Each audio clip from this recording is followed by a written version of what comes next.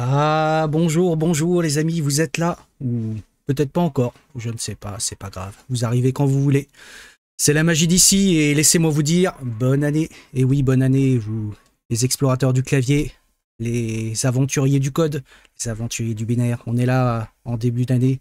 Peut-être un peu groggy, un peu fatigué des fêtes, mais rempli d'envie de construire, de coder, d'inventer. Aujourd'hui, c'est le premier live de l'année, un moment un petit peu spécial, vous savez, un petit peu comme le premier café après une nuit blanche, ou ce moment où on allume un nouveau gadget électronique pour la première fois, les yeux brillants.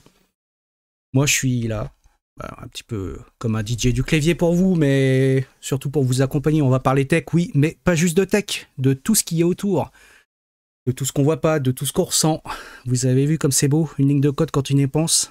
Une ligne de code, c'est un peu de la poésie en binaire, des haïkus pour microprocesseurs. Hein. Et bah, ce midi, on va bidouiller, on va explorer, on va découvrir, surtout s'émerveiller devant SQLite, la petite base de données bien connue, ou pas d'ailleurs. Donc, prenez un thé, un café, un jus d'orange, une bière, ce que vous voulez. Faites-vous plaisir, installez-vous. L'important, c'est que vous soyez là et que pendant un moment, on puisse oublier, allez, ce monde qui va un peu trop vite. On le ralentit ensemble, une ligne de code à la fois. Allez, on démarre l'année ensemble et c'est parti. Vous avez vu comme c'est beau? Je vous fais de la poésie en ce début d'année. Bienvenue, bienvenue, bienvenue, bienvenue.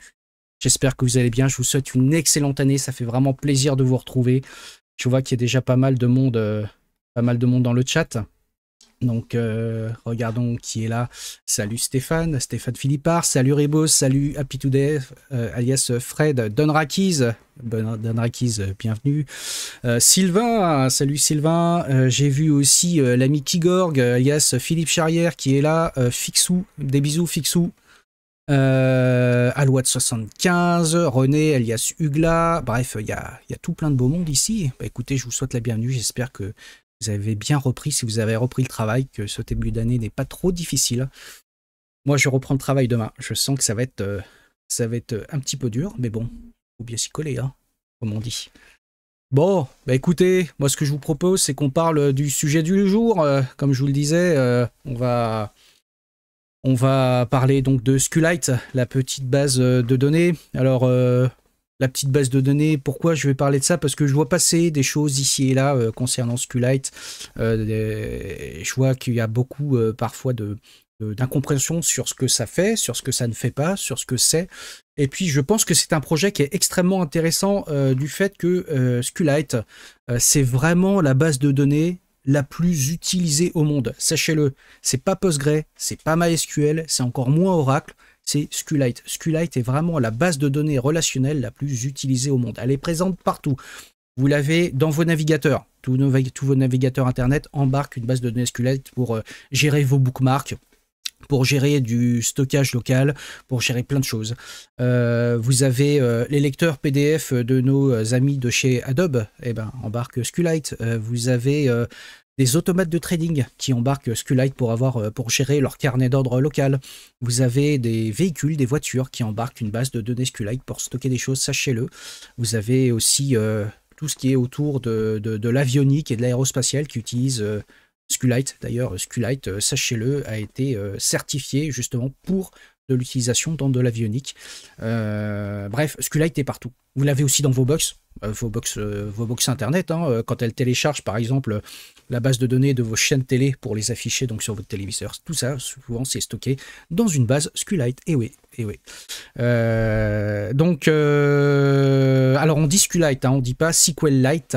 Ça, c'est pas moi qui l'invente. Alors moi, je dis toujours SQL de toute façon, mais le créateur de SQLite avait dit que ça se disait SQLite, voilà, et non pas SQLite. Voilà. Donc comme ça, on ferme le sujet tout de suite.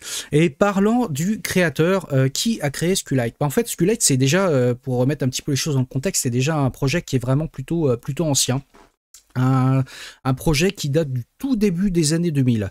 À cette époque, Richard Heep, donc, qui est le créateur de SQLite, qui est d'ailleurs le co-créateur, puisqu'ils étaient deux à travailler dessus, mais c'est surtout le créateur principal de SQLite, travaillait pour une entreprise qui lui a demandé donc, de développer une petite base de données, on va dire relationnelle, locale, pour pouvoir répondre à leurs besoins. Donc la toute première version de SQLite, SQLite version 1, date du début 2000. Voilà, sachez-le. Donc ça fait 25 ans maintenant que SQLite existe. Ensuite, cette version, donc, elle a été utilisée donc, plutôt en interne. Puis ensuite, elle a évolué vers une version 2 qui s'est... Donc, je vais reprendre, je vais refaire une phrase correcte. C'est-à-dire que SQLite en version 1 ne ressemble pas complètement à ce qui existe aujourd'hui. C'est ça que je voulais dire. Mais, donc SQLite a évolué en version 2 assez rapidement et en fait pour améliorer notamment un certain nombre de choses, et puis ça a été entre guillemets open sourcé. Je vais revenir sur cette histoire de licence.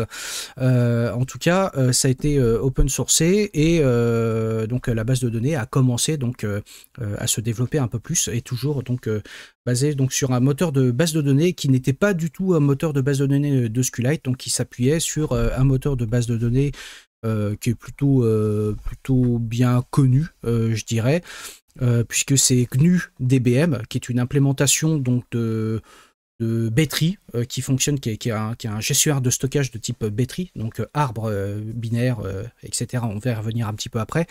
Donc le moteur de stockage de SQLite à l'époque était GDBM, donc GNU DBM.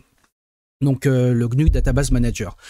Donc cette version, la version 2 a supprimé cette dépendance à GDBM et puis donc a ajouté la prise en charge donc des transactions, puisque c'était quelque chose qui n'était pas pris en charge historiquement par la première version de SQLite. Bon, elle a vécu, on va dire, quelques temps, mais c'est rapidement effacé pour faire place à la version 3 de SQLite, et c'est surtout celle-là dont on va parler, puisque aujourd'hui c'est SQLite. Quand on utilise SQLite, c'est une version 3 quelque chose qu'on utilise. La version 3, elle a eu pour grosse évolution de supprimer cette dépendance à GDBM et donc de créer son propre moteur de stockage basé donc sur des B-tree. Et donc qui permettait donc déjà de supprimer une dépendance et aussi d'avoir une meilleure maîtrise sur toute la partie stockage des données de la base de données sur les supports de stockage. SQLite 3 est sorti en 2004, donc c'est un projet qui a maintenant 21 ans, donc vous voyez, c'est quelque chose qui date un petit peu, et donc c'est une base de données qui est assez exceptionnelle à plus d'un titre, et je vais vous donner un petit peu les points saillants de cette base de données. Donc déjà, c'est une base de données qui est autocontenue, c'est-à-dire elle a globalement, pour ainsi dire, aucune dépendance externe. C'est une base de données qui embarque tout le code nécessaire à la gestion de cette base de données, c'est-à-dire la gestion des transactions, le parseur SQL, le tokeniseur, le moteur d'exécution, le moteur de stockage basé sur des B-tree, je l'ai déjà dit, etc., etc. Alors, elle peut s'acoquiner de quelques dépendances externes, notamment sur la CLI, donc l'interface en ligne de commande qui permet de pouvoir requêter ou d'interroger une base de données en mode terminal. La CLI peut se plugger sur quelques dépendances. Je peux citer notamment Line Noise par exemple pour pouvoir avoir l'historique, pour pouvoir avoir une gestion un peu plus sympa du terminal, comme donc la gestion d'historique. Aller en début de ligne, aller en fin de ligne, etc., etc., supprimer des mots, tout ça. Mais en vrai, ces dépendances que SQLite existe sont plutôt des enrichissements de l'expérience, soit développeur, soit utilisateur, mais sur lequel SQLite ne se base pas pour pouvoir compiler. Un autre point qui est assez intéressant sur SQLite, c'est aussi son mode de licensing. Alors, SQLite n'est pas sous licence libre au sens où on l'entend habituellement, c'est les développeurs ont fait le choix de positionner SQLite dans le domaine public. Alors, qui dit domaine public, on peut entendre ce qu'on veut, ça veut dire qu'on est capable normalement de prendre cette base de données, de la copier, de la distribuer, de pouvoir la vendre même, l'intégrer dans un projet propriétaire, un projet commercial ou pas. A priori, on en fait ce qu'on veut. Et je dis bien a priori, parce que le domaine public, sachez-le, n'est pas reconnu partout. Il n'est pas reconnu partout par tous les États et il n'est pas reconnu partout de la même façon. Donc la problématique, c'est qu'il y a certains pays, alors peut-être que là je vais dire une grosse bêtise, mais vous me corrigerez si je me trompe, il me semble qu'aux États-Unis le domaine public n'existe pas vraiment, et en France il existe le domaine public, mais c'est quand même très encadré, c'est-à-dire le domaine public ne retire pas le droit d'auteur sur la licence. Donc ça veut dire qu'on est capable d'utiliser donc cette base de données et d'avoir une licence finalement qui est très ouverte et très flexible, puisque globalement on peut en faire ce qu'on veut. Pour autant, vu que c'est le domaine public, ce n'est pas une licence, et de fait, ce n'est pas une licence qui est reconnue par l'OSI, donc l'Open Source Initiative. Donc c'est un sujet qui est intéressant parce que ça peut avoir des impacts dans un projet dans lequel vous pourriez utiliser SQLite en fonction de la localisation. J'entends au sens pays, dans lequel vous allez commercialiser ce projet. Bon. En vrai, la plupart du temps, ça ne change rien pour la plupart des projets. Et le fait est que ce soit une licence qui est très ouverte, très souple, vous permet d'intégrer SQLite partout. Et c'est d'ailleurs pour ça qu'elle est partout. Une autre chose qui est assez exceptionnelle en termes de base de données, c'est que cette base de données n'est pas un modèle client-serveur comme on l'entend. Si vous cherchez à utiliser une base de données SQLite pour remplacer MySQL, PostgreSQL ou ce que vous voulez, vous faites fausse route. Elle n'est pas faite pour ça. Ce n'est pas un modèle client-serveur. Il n'y a d'ailleurs pas de serveur SQLite qui tourne. D'ailleurs, ça ne fait pas partie du projet. Il existe des projets pour intégrer SQLite en mode client-serveur, donc d'avoir un serveur qui tourne en TCP, d'intégrer SQLite et de rajouter, on va dire, une fonctionnalité donc, de gestion d'utilisateurs et transactionnelle pour gérer donc, la base de données. Mais ce sont des side projects. Ça ne fait pas partie du projet lui-même et c'est un choix de la base de données puisque cette base de données a été conçue pour être embarquée dans du code et embarqué dans des projets, et notamment aussi dans des systèmes embarqués, type des calculateurs dans des voitures, dans des avions, dans des fusées, dans des logiciels. Je vous parlais tout à l'heure donc des navigateurs Internet, des lecteurs PDF, etc. Donc c'est assez intéressant comme façon de faire, et c'est un choix qui est très fort, ce qui vous permet aussi de diminuer aussi quelque part la surface d'attaque potentielle, et que SQLite va se concentrer réellement sur ce qui est important, c'est-à-dire la gestion d'une base de données relationnelle pour un logiciel quelconque qui va tourner et qui va utiliser cette base que pour ses besoins propres. L'objectif, c'est pas d'exposer une base de données relationnelle à l'ensemble d'un réseau pour pouvoir accéder à des données. Elle n'est pas du tout faite pour ça. Un autre point qui est aussi assez exceptionnel, c'est que, comme je disais, comme elle n'est pas faite pour être client-serveur, elle n'embarque pas du tout de gestion d'utilisateurs. Ça, c'est aussi intéressant, ce qui veut dire que vous vous connectez à une base SQLite. Quand je dis vous vous connectez, c'est-à-dire vous ouvrez le fichier d'une base SQLite, vous pouvez accéder à tout ce qui est dedans. Voilà, il n'y a pas de notion de droit, de rôle, même si c'est compris par le moteur, l'interpréteur SQL, il n'y a pas de gestion de rôle en tant que tel, il faut le savoir. Alors, SQLite, on va dire, c'est un projet donc, qui est un projet open source, mais pas au sens OSI du terme, comme je le disais. Et tiens, d'ailleurs, ça me permet de répondre à la question de Juvit, là, qui vient de dropper une question dans les commentaires. Donc, c'est une base de données qui est gérée donc, par un groupement de personnes qui sont 3 personnes aujourd'hui.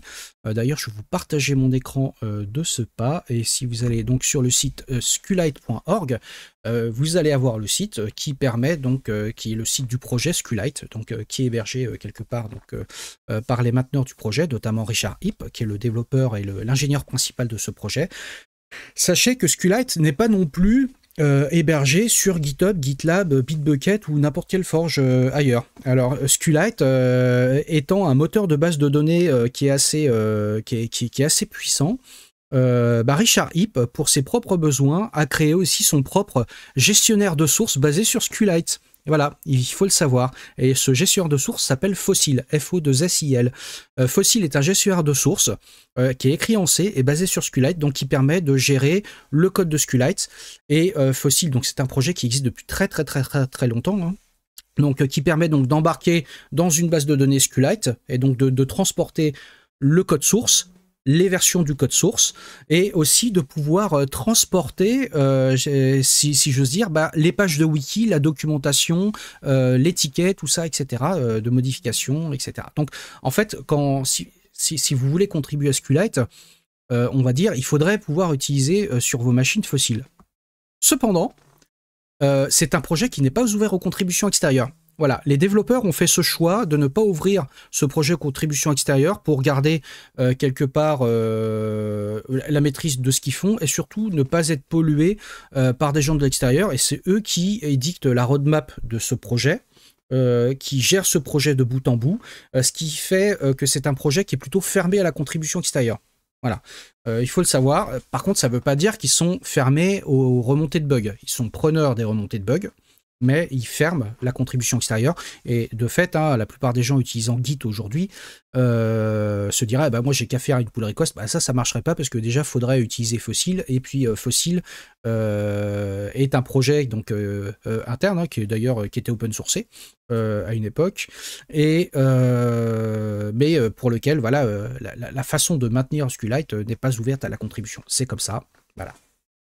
Pour autant, c'est un projet qui a une vision qui est très long-termiste. Depuis la mise en place de la version 3 de SQLite, les développeurs ont eu pour objectif de garder une compatibilité des formats de fichiers et binaires le plus longtemps possible. Et c'est affiché sur leur site.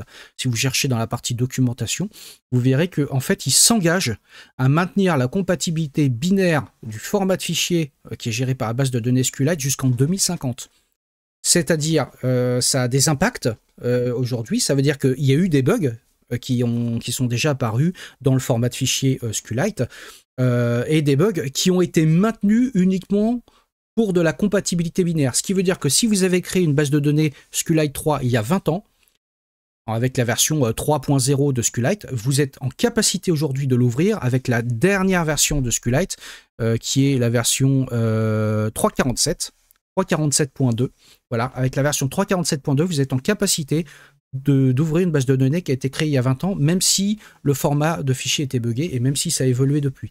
Et ça a des impacts qui sont assez fondamentaux, notamment pour l'industrie, parce que ça permet d'avoir finalement une garantie sur le fait que les versions successives ne vont pas casser votre base de données, ne vont pas casser votre format de fichier et que vous avez finalement un support qui est vu à très long terme. Comme je disais, ils s'engagent à maintenir ça jusqu'en 2050. En 2050, c'est dans 25 ans, sachant que ça fait déjà 25 ans que la base de données existe, pour ainsi dire.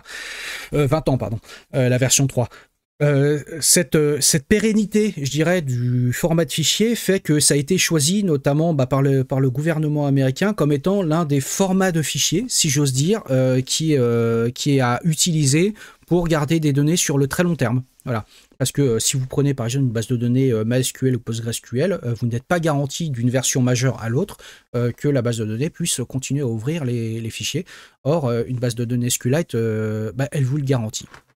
Donc, voilà à peu près pour la présentation. Je vais juste rentrer très rapidement dans l'architecture du code. Le code en tant que tel, il est assez intéressant à explorer. Je vais vous partager ça tout de suite à l'écran, le temps d'ouvrir ma petite fenêtre qui va bien. Et on va afficher ça.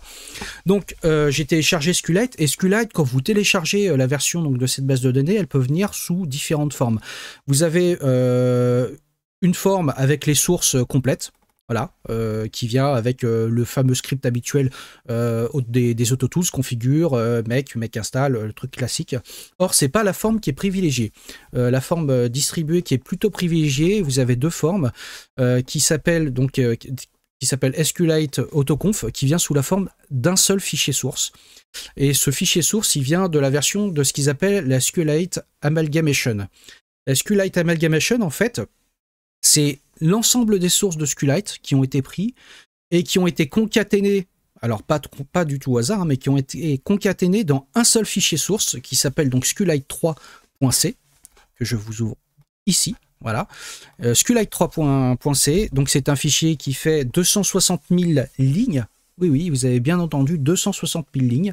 Et donc c'est le format de distribution qui est privilégié par SQLite. Ils ont tendance à vouloir donc distribuer cette base de données sous la forme d'un seul fichier, enfin deux fichiers, puisqu'il y a le .c et le .h. Le .c qui contient la base de données, l'implémentation de la base de données, et le .h qui contient donc toute la partie interface pour que vous puissiez utiliser cette base de données. Et donc le SQLite Amalgamation vous permet d'avoir en un seul fichier la possibilité d'embarquer cette base de données dans n'importe quel projet, bien évidemment avec des macros conditionnels qui vont vous permettre de dire voilà, je vais compiler telle partie ou telle extension de SQLite ou ne pas compiler telle extension, je vais compiler sur telle ou telle plateforme, activer tel ou tel sous-système, etc. Ça, c'est très très bien documenté, je ne vais pas m'étendre sur le sujet. Quand vous allez sur la doc de SQLite pour le How to Compile, How to Build SQLite, en fait, tout est bien expliqué et vous avez quelques comment je dirais, quelques configurations à positionner. Donc c'est des dièse define hein, globalement dans votre chaîne de build qui vous permettent de dire j'active ou j'inactive ou telle fonctionnalité ou je suis sur telle ou telle plateforme. Donc ce qui permet donc d'avoir quelque chose qui est extrêmement portable. En parlant de portabilité, comme je disais, SQLite est écrit en C. Alors, je sais qu'on va me dire, oui, mais machin, on pourrait réécrire tout ça en Rust, etc. Je vais y revenir dans 2 minutes là-dessus. SQLite, donc, est un projet qui est globalement, depuis sa première version, qui a plus de 25 ans. C'est un projet donc écrit en C, mais écrit en C avec une attention extrêmement particulière sur la robustesse, sur la sécurité, et notamment sur la gestion des ressources.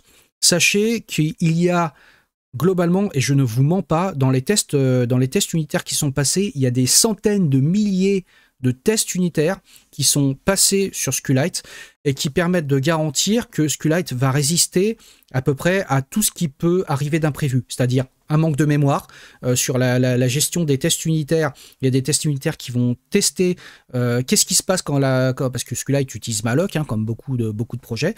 Qu'est-ce qui se passe si malloc échoue en plein milieu d'une transaction? Ça ne doit pas corrompre la base de données. Donc il y a des centaines de tests qui sont faits pour ce cas-là. Il y a des centaines de tests qui sont faits pour qu'est-ce qui se passe si jamais la base de données arrive au bout de son espace de stockage. Par exemple, il n'y a plus d'espace disque. Et ça c'est testé. Et alors, si vous cherchez les tests unitaires, globalement, vous trouverez que quelques tests unitaires dans le code source et surtout dans le projet SQLite. Sachez que les tests unitaires n'ont jamais été open sourcés. Je pense qu'il y a des raisons de secret industriel par rapport à ça, puisque autour de SQLite, il y a des consortiums industriels qui injectent de l'argent dessus, et je crois qu'il y a des sujets autour de ça. Je referme la parenthèse, je ne vais pas plus m'étendre sur le sujet parce que je ne suis pas complètement sec sur ce sujet-là. Mais sachez que y a des centaines de lignes de code de test qui sont appliquées aujourd'hui pour chaque ligne de code de SQLite, et SQLite est capable de se targuer d'avoir un code coverage, donc un test coverage de 100% sur l'intégralité de son code. Ça veut dire que quand vous avez un if dans le code, un if de code qui va sélectionner une branche de code qui est une branche qui va arriver dans 99,9999999% des cas, le else, il va quand même être testé. Donc ils ont des tests unitaires qui permettent de garantir que le coverage, qui est fait d'ailleurs avec GNU Coverage, gcov, le coverage sur le code source de la base de données est fait à 100%. 100%. Donc ça veut dire que toutes les branches sont testées, toutes les lignes de code qui sont compilées sont testées par les tests unitaires. Ce qui en fait globalement la base de données la plus testée et la plus robuste aujourd'hui sur le marché. Là, il n'y a pas à tortiller hein, là-dessus sur le sujet. Alors, un autre point intéressant sur l'implémentation de SQLite, en fait, je vais ouvrir par exemple son interface .h qui doit être par là, voilà, l'interface.h. Le .h, c'est un gros fichier .h que vous avez juste, donc qui fait 13 500 lignes de code, que vous pouvez donc inclure dans votre projet en C ou en C++, hein, puisque ça reste du C standard qui est compilable en C++. Et il existe aujourd'hui des wrappers en Rust, en Go, en Perl, en Python, en tout ce que vous voulez. Donc il y a des wrappers autour de cette bibliothèque qui vous permettent donc de pouvoir inclure SQLite dans à peu près tout. Alors, je reviens justement sur le Go et le Rust parce que depuis plusieurs semaines, j'ai vu pas mal de sujets passer sur les réseaux sociaux de gens qui s'amusent, entre guillemets, ou qui veulent réécrire SQLite, une base de données SQLite en Rust, en Go. J'ai vu plusieurs projets en ce sens. Sachez que c'est un projet énorme. Je pense que c'est hyper intéressant de le faire à titre éducatif. Je pense que se dire on va réécrire SQLite en Rust, en Go ou en ce que vous voulez, c'est une tâche immense et je pense que personne n'arrivera au niveau de fiabilité de l'original, du code original de SQLite. Voilà, je le dis, je le pose ça, c'est mon avis, hein, peut-être je peux me tromper. Je dis pas que c'est impossible, mais c'est quand même une pièce de code, si vous rentrez dans le code, vous verrez qui est extrêmement robuste, qui est extrêmement bien écrite, et qui fonctionne sur des centaines de plateformes différentes, que ce soit de l'embarqué, que ce soit du serveur, etc. etc. Donc SQLite est vraiment un projet qui est extrêmement robuste, mais avec une API, comme je disais, hein, que ce soit une API ou une ABI, c'est-à-dire la façon aussi de stocker les fichiers, qui est pérenne. Voilà, donc c'est quand même assez intéressant. Une des caractéristiques de SQLite dans son code, c'est qu'il utilise un moteur de base de données qui est totalement maison, et il utilise aussi un moteur de parsing qui est totalement maison. C'est une caractéristique de SQLite, c'est-à-dire que pour développer l'analyseur grammatical, donc de la grammaire SQL, ce qu'a fait Richard Heep, il est reparti d'un projet qu'il avait développé pendant ses études, qui est un générateur de parseurs. Alors, vous connaissez très probablement l'outil Unix YAC, donc qui est un générateur de compilateurs qui existe sous sa version GNU qui s'appelle GNU Bison. Vous connaissez Lex et YAC. Si vous ne connaissez pas, n'hésitez pas à aller regarder dans les internets, voir ce que c'est. Mais globalement, Bison ou YAC sont des générateurs de compilateurs, donc des générateurs d'analyseurs syntaxiques. Ce qu'a fait Richard Heep, il n'est pas parti sur une solution d'un projet pour gérer la grammaire donc du SQL d'un projet existant comme Bison, YAC, ou il en existe plein d'autres. Il a développé sa propre solution qui s'appelle Lemon. Lemon, c'est un générateur de compilateurs, un générateur d'analyseur grammatical qui est assez intéressant parce qu'il avait commencé à le développer pendant ses études quand il a passé ses diplômes, puisqu'il est, d'ailleurs je ne l'ai pas dit, il a un doctorat en sciences informatiques de je ne sais plus trop où, etc. Il avait écrit ce truc-là, donc qui était un générateur de compilateurs à la YAC, entre guillemets. Il avait perdu le code source et en relançant donc le développement de SQLite, il s'est dit bah moi je vais réécrire Lemon. Donc il a réécrit son générateur de parseur et quand vous allez donc dans le code source je vais aller dans les sources et je vais vous le partager à l'écran. Hop. Dans le code source de SQLite 3, vous avez un sous-répertoire tool où il y a plein de tools qui ont été développés. Et vous avez donc le fichier qui s'appelle ici Lemon et Lampar. Donc Lemon qui est l'équivalent de YAC, donc qui est un générateur de compilateurs et qui permet de générer des analyseurs syntaxiques un petit peu de la même forme qu'un fichier YAC, donc l'extension .y. Il part d'un template et il permet donc de définir la grammaire, et cette grammaire elle est analysée par Lemon, et Lemon va produire du code en C, le code du parseur grâce au template Lampar. Voilà. Lampar, c'est l'équivalent sous YAC du template qui est généré et qui est rempli avec un générateur à état fini, entre guillemets, qui permet donc d'analyser la syntaxe d'un langage, ici du SQL. Et d'ailleurs, on doit pouvoir trouver je ne sais plus où est le fichier source du SQL. Je vais ouvrir ça dans un terminal. Find.name étoile.y. Voilà, on a src parse.y. Donc le parse.y, si vous regardez ce fichier, donc c'est un fichier qui est donc analysé par Lemon, l'outil Lemon, donc qui est fourni avec SQLite, et donc qui permet de générer l'analyseur grammatical SQL. Et sachez que le SQL qui est supporté par SQLite, c'est du SQL 92, tout à fait standard. Alors il y a quelques petites choses qu'il ne gère pas en interne, notamment la gestion des utilisateurs, tout ce qui est grand, etc. En fait, il ne le gère pas en tant que tel, c'est du pass-through, il les ignore totalement. Et sur la gestion de la base de données, par défaut, les clés étrangères, elles ne sont pas gérées par défaut. Il faut le demander explicitement à la base de données de le faire. Voilà. Donc, mais sinon, voilà. Donc, il est fourni donc avec un générateur de parseur que vous pouvez utiliser, que j'ai déjà utilisé d'ailleurs dans un projet qui est plutôt pas mal, je dirais. Ça, c'est une des caractéristiques du code source, donc c'est-à-dire que le parseur est généré par un outil interne. La partie, donc ça c'est l'analyseur syntaxique.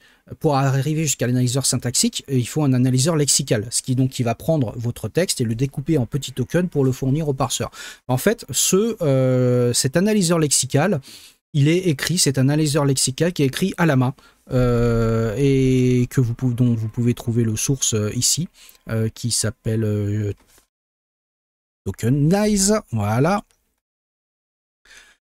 Donc si vous regardez le fichier tokenize.c, vous verrez un analyseur lexical très fortement optimisé en termes de ressources, en termes de performance, etc. écrit à la main, donc qui permet d'analyser avec les conversions de code qui vont bien entre l'ASCII, du TF8, tout ça, etc. Et donc d'extraire finalement les tokens qui correspondent au code qu'on va donner à parser à l'analyseur syntaxique. Donc si vous regardez, l'analyseur lexical fait quand même 888 lignes. Donc c'est une grosse pièce de code, mais qui est plutôt bien écrite, qui est ultra robuste. Alors il aurait très bien pu utiliser un analyseur lexical comme Lex ou Flex, qui est la version GNU de Lex, mais il a pris le parti d'écrire un analyseur lexical à la main, pour plein de raisons. D'ailleurs, c'est expliqué dans la documentation, je ne sais plus dans quelle page, mais dans la documentation donc, de SQLite sur le site, c'est expliqué pourquoi il a fait ce choix. Et une dernière caractéristique qui est assez intéressante de SQLite, c'est son moteur d'exécution de base de données. En fait, son moteur d'exécution de base de données est basé sur une machine virtuelle. Et ça, c'est une pièce de code qui est assez intéressante. Parce que plutôt que d'écrire du code qui va donc exécuter entre guillemets le SQL au travers d'un arbre AST, parce que souvent ce qui se passe dans un langage, on va analyser un langage, on va le tokeniser, on va le parser, on va générer un arbre AST, donc Abstract Syntax Tree, et donc on va parser, qu'on va visiter entre guillemets cet arbre et puis exécuter les choses en conséquence. En fait, ce qu'a fait Richard Heep, il passe par justement cette couche d'abstraction intermédiaire, et il va générer une forme de bytecode. D'ailleurs, c'est un bytecode, mais qui est spécifique à SQLite 3 et qui va être exécuté dans une machine virtuelle au sein même donc de SQLite. Ce mécanisme s'appelle VDBE, Virtual Database Engine. Le Virtual Database Engine, donc c'est toute la couche exécution de ce moteur de base de données. Et si vous voulez voir comment ça fonctionne, vous allez trouver donc dans vdbe.c notamment toute l'implémentation de cette machine virtuelle, qui permet donc de prendre des opcodes virtuels, hein, des instructions qui n'existent pas, hein, qui sont des instructions qui n'existent que dans le contexte de la machine virtuelle de SQLite, et donc de les exécuter.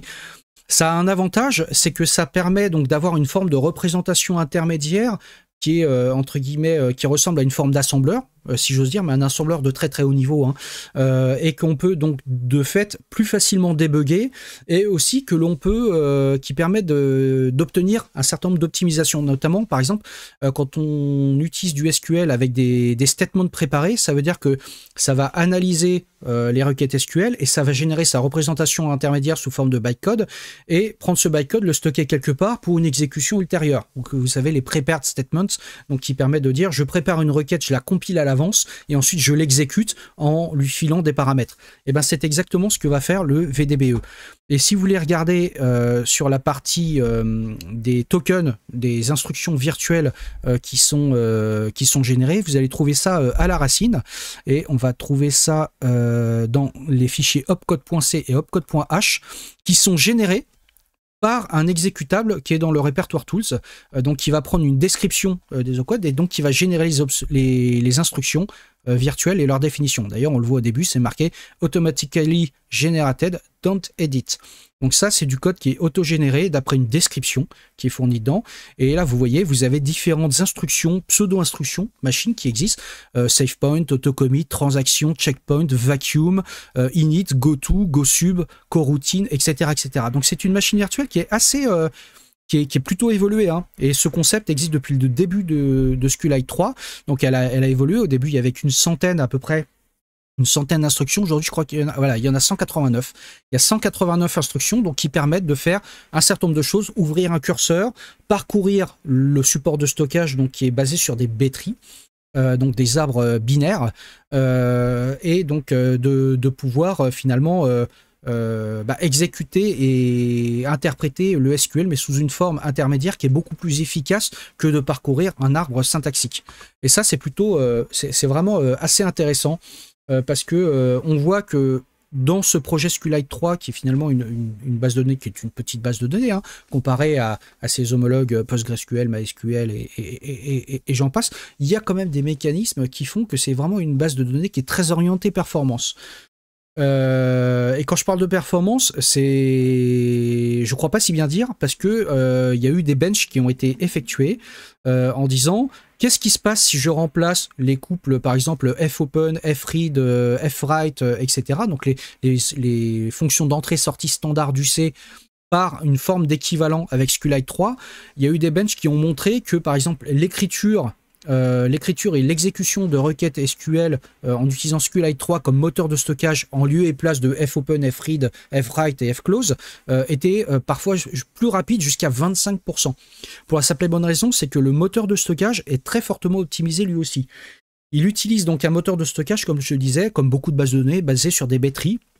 Et l'histoire dit que, en fait, Richard Heap était en avion au moment où il a écrit ce moteur, et que il s'est basé sur le fameux livre que vous connaissez peut-être, The Art of Computer Programming de Donald Knuth. Donald Knuth, personnage très très important de notre industrie, hein, donc qui a écrit donc The Art of Computer Programming, et sur lequel, à un moment donné, il y a un chapitre de je sais plus dans quel volume, si c'est je sais plus quel volume exactement, sur lequel justement il explique la théorie mathématique donc des arbres B, B+, etc. et donc comment les implémenter, et d'un point de vue d'avoir finalement un très bon niveau de performance pour pouvoir stocker des données, notamment d'une base de données. Donc il est parti donc des écrits de Donald Knuth et a implémenté la première version de son moteur de stockage B-tree au travers donc de The Art of Computer Programming. Et c'est plutôt intéressant, je trouve, comme anecdote. Et le fait est que son moteur de stockage fonctionne comme n'importe quelle base de données. C'est-à-dire donc il va se baser sur des espaces, on va dire, indivisibles. C'est-à-dire souvent, c'est la taille d'un cluster sur un disque, et souvent, qui est souvent de 512 octets. Et donc, il va créer des pages sur le support de stockage, des pages qui vont faire jusqu'à 4 kilooctets, et ces pages vont être allouées pour pouvoir stocker les données dedans, et les données de façon relativement optimale par rapport aux requêtes. On va lui fournir les inserts, les updates, etc. Il y a une particularité de la base de données que j'ai oublié de vous évoquer tout à l'heure, c'est que la base de données est non typée. Pour une base de données relationnelle, c'est assez bizarre. C'est un choix qu'il a fait au début, c'est un choix d'ailleurs que je n'explique pas vraiment. En tout cas, il est parti du principe que lorsque vous typez une colonne dans la base de données, une colonne d'une table, et que vous lui dites cette colonne c'est un entier, ou cette colonne c'est une chaîne de caractères, en fait dans un entier vous avez le droit de stocker une chaîne de caractères. C'est comme ça, voilà. Donc il n'y a pas vraiment de notion de type. C'est une base de données qui a un typage qui est plutôt faible. Pour une base de données relationnelle, on pourrait comparer ça par exemple à du Python ou du JavaScript en termes de langage de programmation, qui sont donc des langages avec un typage qui est quand même plutôt faible. Et donc, il a eu cette approche de créer une base de données avec un typage faible. Et donc, en fait, il parle plutôt de parler de typage d'une colonne, il parle plutôt d'affinité d'une colonne. Il dit que la colonne de cette table a plutôt une affinité avec un entier, ou plutôt une affinité avec une chaîne de caractères. Ça peut avoir donc certains avantages, mais ça a aussi des inconvénients, ce qui veut dire que lorsque vous insérez une chaîne de caractères dans une colonne qui contient un entier, ça passe tout debout. Vous n'avez pas d'erreur qui est générée. Ce qui fait que finalement, la sécurité du typage de ce que vous voulez mettre dedans est plutôt à vérifier du côté de l'applicatif. C'est l'application qui va dire là-dedans je vais plutôt stocker une chaîne de caractères ou en entier. L'avantage par contre du fait d'avoir plutôt une affinité, non pas un typage fort, c'est qu'en fonction de ce que vous allez stocker donc dans un enregistrement et donc dans une colonne de la base de données, il va essayer donc de stocker la donnée qu'on lui fournit, en disant par exemple insert into ma table la valeur 1 dans telle colonne. Il va essayer donc de stocker la valeur sous la forme la plus compacte possible en fonction de ce qu'il reçoit. Donc il va dire cette valeur que je reçois ressemble à un nombre. C'est pas un nombre à virgule flottante, c'est plutôt un nombre entier. Il est entre telle valeur et telle valeur. Je vais essayer de le stocker sur le nombre de bits le plus petit possible. Par exemple 8 bits, 16 bits ou 32 bits ou ce genre de choses. Donc ça a un avantage au niveau du stockage, mais ça a aussi des inconvénients sur le fait que le typage n'est pas vérifié à l'exécution des requêtes. Voilà. Donc, mais par contre, tout son moteur de stockage, donc basé sur les B-trees, aussi part du principe qu'on peut stocker globalement n'importe quel type de données dans n'importe quelle colonne. Et ça, c'est plutôt assez inédit, je dirais, dans les moteurs de base de données relationnels. Je dis bien relationnels et non pas dans le monde des bases de données où il y a plein de bases de données non relationnelles d'ailleurs qui permettent de faire ça. Hein. Là, pour le coup, pour les bases de données relationnelles qui ont plutôt une approche fortement typée, là, bah, quelque part, c'est un typage qui est très light. Voilà. Donc ça, c'est plutôt assez intéressant. N'hésitez pas à aller regarder le code. Là, on a pas vraiment le temps de plonger dans le code, ça pourrait faire l'objet de des heures et des heures de prendre notre casque et notre petite lampe pour analyser le code. Donc n'hésitez pas à aller regarder le code en C est extrêmement bien écrit. Vraiment, il est extrêmement cohérent, cohérent dans le sens où il y a la façon d'écrire le code est la même d'un bout à l'autre du projet. Le code est très robuste, donc pour celles et ceux qui veulent aller voir du code C bien écrit, n'hésitez pas à aller voir ça. Et d'un point de vue algorithmique, vous allez retrouver, comme je le disais, donc des choses qui sont vraiment très intéressantes et qui permettent donc d'obtenir une base de données à la fois robuste et performante pour des usages, on va dire, locaux de logiciels. Donc le moteur de stockage pour la partie batterie, vous pourrez retrouver le code, la partie gestion des batteries dans un fichier bien identifié. La gestion du VDBE, Virtual Database Engine, donc qui est le moteur d'exécution, la machine virtuelle qui permet donc d'exécuter les requêtes SQL qui ont été mises sous cette forme intermédiaire par le parseur et le lexeur. Donc le parseur qui est généré par Lemon, donc qui est un outil interne, et le parseur et le lexeur, pardon, qui lui a été totalement écrit à la main. Donc vous verrez que cette pièce de code est vraiment une pièce de code qui est vraiment un exemple à suivre en termes de robustesse de code, en termes de vision aussi, comme je le disais, en termes de durabilité, puisque comme je le disais, il s'engage à maintenir le code et la compatibilité binaire de SQLite 3 jusqu'en 2050. Il y a quand même peu de logiciels et surtout peu de fichiers, de formats de fichiers qui permettent de garantir cette compatibilité binaire de la version 1 à la version plus de 50 ans plus tard. Voilà, donc ça c'est quand même quelque chose d'assez intéressant.